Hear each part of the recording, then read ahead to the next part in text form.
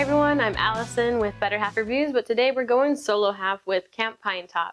This is a game designed by Stephen Davies, and the art is by Stephen Davies and Jason Washburn, and it's published by Talon Strike Studios.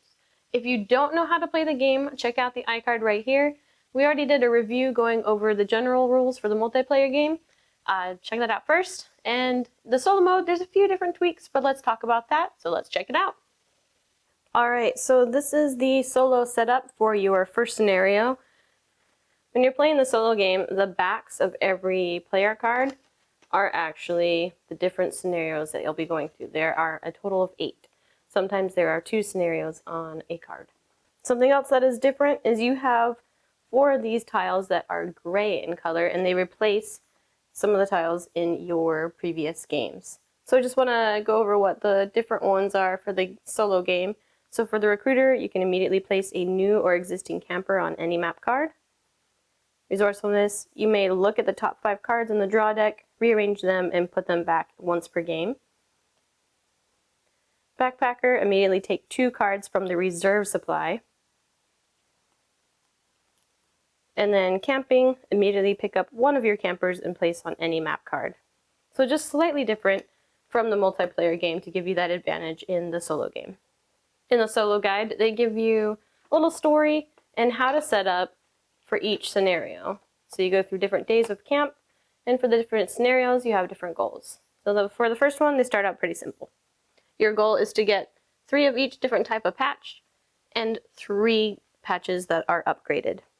You'll start with 3 cards in your hand, and then you'll have a reserve deck of 9 cards. You lose the game if you run out of cards to draw from the general deck. Alright, so you place your camper somewhere, and you get started. Some of the actions are a little bit different from the multiplayer game. The actions that you can do are to draw 1 card, move and discard 1, move and earn a badge as normal, so pink and a yellow would earn me that badge. The crossover, the campfire. And then just like in the regular game, you can discard 2 cards with the matching symbols, so the tent symbols, the blue ones, to place another camper on the board. If you complete your objective for the scenario, and there are at least 5 cards in the draw pile, you are an expert, and in this case you would earn the Quick Learners patch, and this is something that you can use on future games. Alright, so that's how you play the game. Let's talk about how I feel about it. So some of the pros, this game is very strategic. You definitely need to think a lot more than you do in the multiplayer game. I mean, yes, you need to strategize when you're playing against other people too, but in the solo mode, you have limited cards, and you need to try to strategize when it's good to get certain patches, because if you don't get some of them in a certain order, you're probably not going to win. Something else that I really liked about this is that they took the time to give you your own little solo manual, and it walks you through like a little story. If you don't care about stories, you can just look at the setup and go with it. But if you do care about a story and just kind of want to see a build-up of that, that's available. So I did appreciate that they had a little story with the different scenarios or adventures that they went on. So moving over to the cons, this is hard. So I'm not the best at strategizing in Camp Pinetop, and so that really showed in the solo mode, and I know some other people who are trying it out too, and they're like, is anybody else having a hard time with this? And I was like, yeah, it's not just me. So the solo mode for these are really hard. I had a hard time trying to pass the first scenario because I was trying to get the hang of it, and then I can't even imagine people constantly getting the extra award where the Quick Learners patch where you have the extra 5 or so cards left over. I only had that happen once. So this is hard. Don't expect it to be a walk in the park. It's difficult. With that, I'm kind of concerned that you really do need to get things in the exact right order in order to win the game.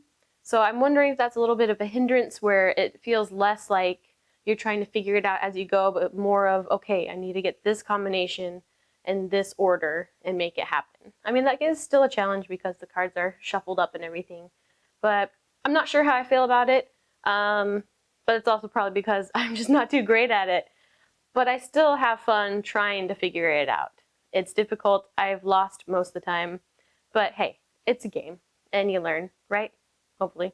Something else I forgot to mention with the pros is that since all the scenarios are different, like you're doing different setups with different cards and different types of layouts, I like that not every single game is the same. So that was kind of cool to see the progression of the story, but also to see it on the table where you're not just doing like a 3x3 or a 4x3. There's some where you have like separate little squares that you can try to go across. So it was really cool to see the different layouts for the options of the game. So overall, how do I feel about it? I think it's all right. I think I prefer the multiplayer game because I like the aspect of interacting with other players more, and you know, like when you move on to somebody, or when someone moves on to your tile where you're at, they have to give you a card, and just the different mastery cards that are available. I like that aspect of having other players and other things affecting each other a little bit more than doing the solo mode. But I definitely do still want to try to play the solo mode more and try to see if I can crack some of those higher levels. So I'm not giving up on this one. I think it is fun, and I want to try a little bit harder to see how well I can do. But I think overall I do prefer this at multiplayer. Alright, so that's Camp Pinetop. Check it out if you want to try a challenging solo game and hopefully not get as defeated as I was. Or it's also great at a multiplayer game as well. Alright, so I'm Allison with Solo Half Reviews. Happy gaming!